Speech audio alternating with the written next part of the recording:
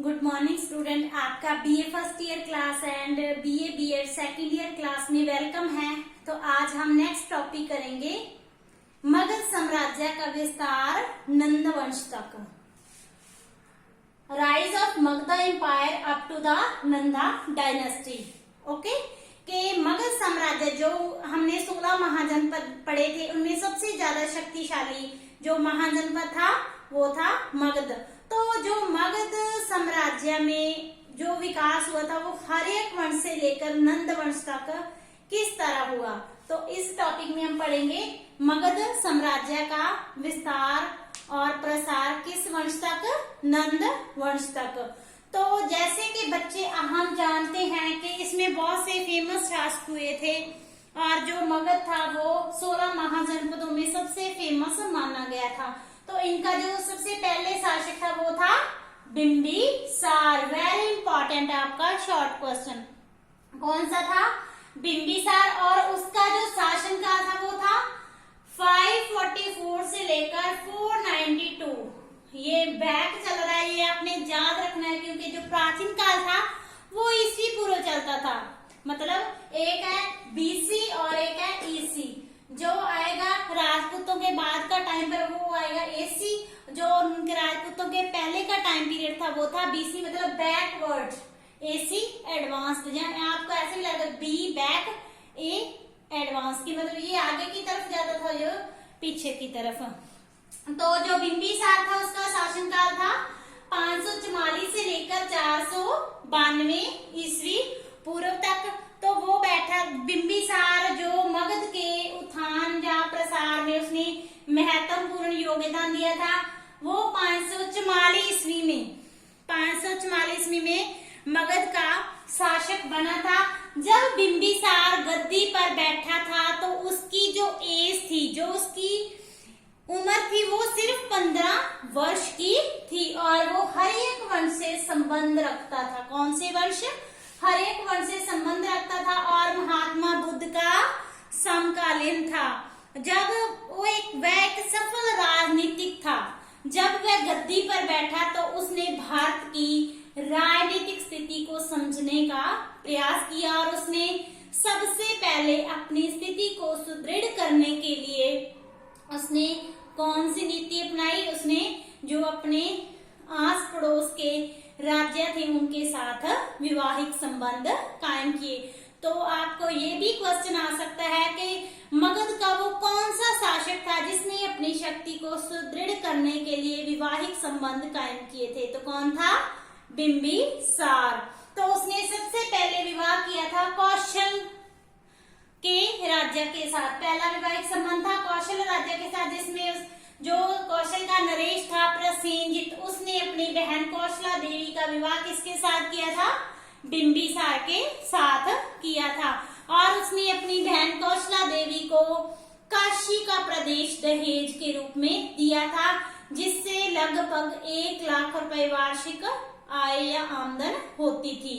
तो इस विवाह के पश्चात क्या हुआ, एक तो बिंबिसार की प्रसिद्धि दूर दूर तक फैल गई, दूसरा 1 लाख की आमदन होने के कारण उसकी आर्थिक स्थिति और भी मजबूत हो गई। तो ये विवाहिक संबंध उसके लिए काफी सहायक सिद्ध हुआ।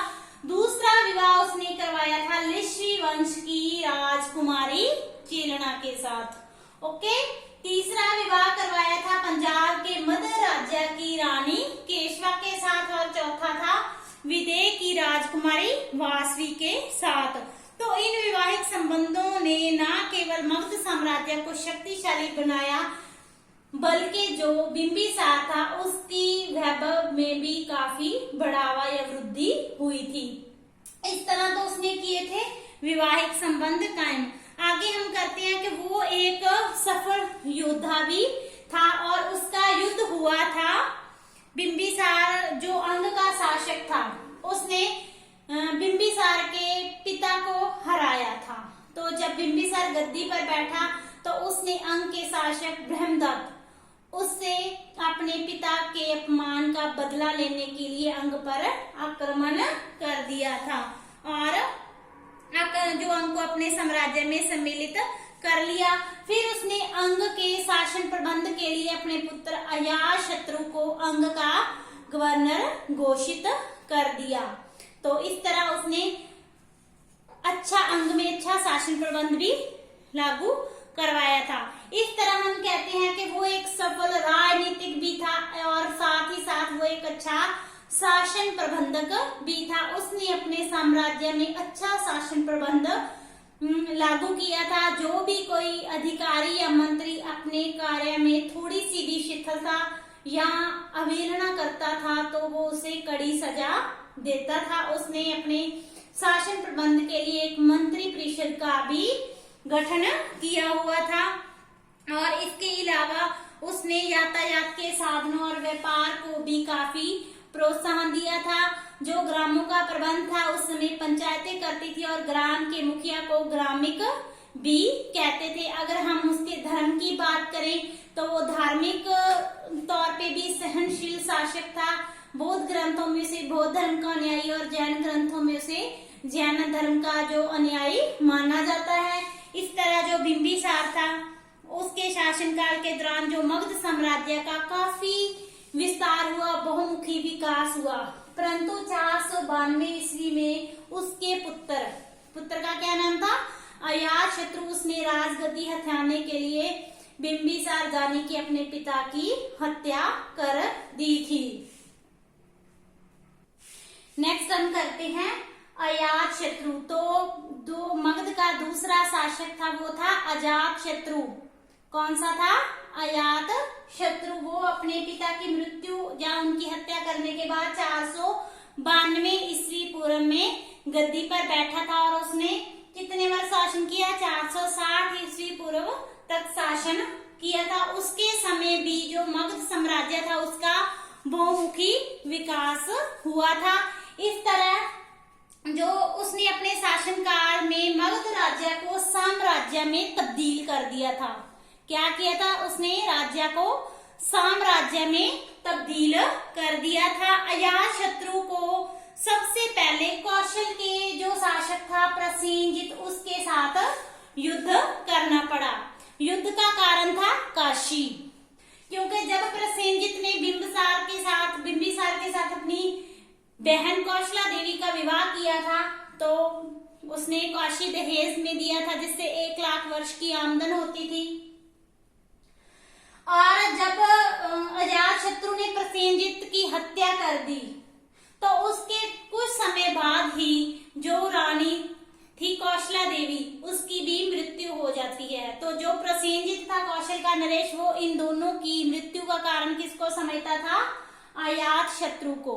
तो इसलिए वो क्या करता है प्रसेनजित, वो काशी को वापस लेने का आदेश दे देता है। जब अजातशत्रु को पता चलता है कि जो प्रसेनजित है उसने काशी वापस लेने का निर्णय कर लिया तो वो बहुत क्रोधित होता है, क्योंकि उसको 1 लाख रुपए वार्षिक आमदन हो रही थी।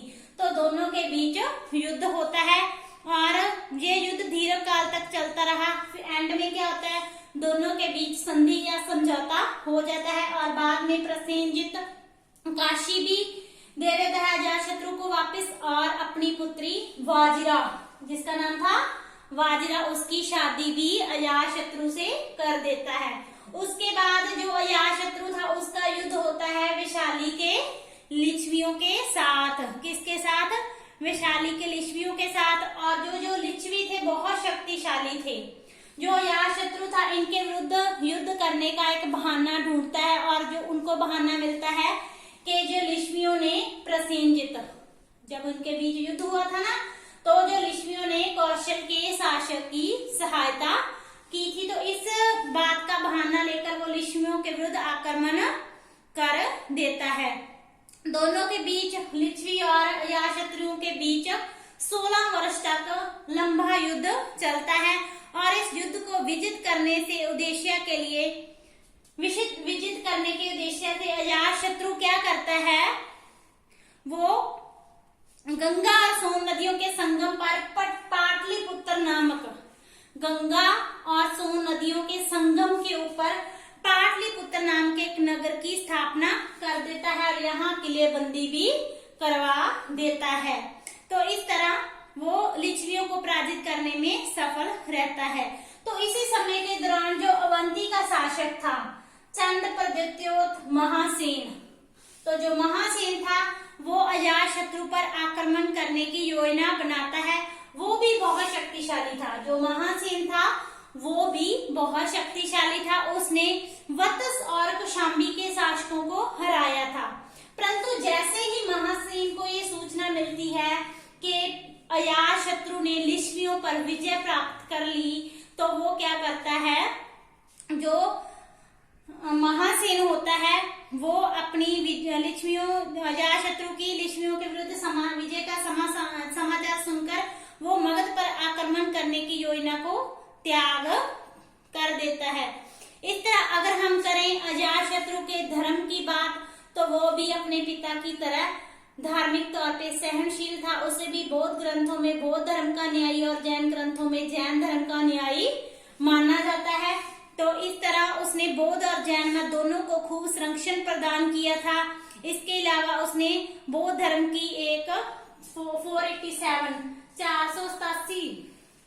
487 ईस्वी पूर्व में राजगृह अपनी राजधानी में बौद्ध की प्रथम सभा भी बुलाई थी और 460 ईस्वी पूर्व में उसकी मृत्यु हो जाती है। आज के लिए इतना, कल हम कंटिन्यू करेंगे। नहीं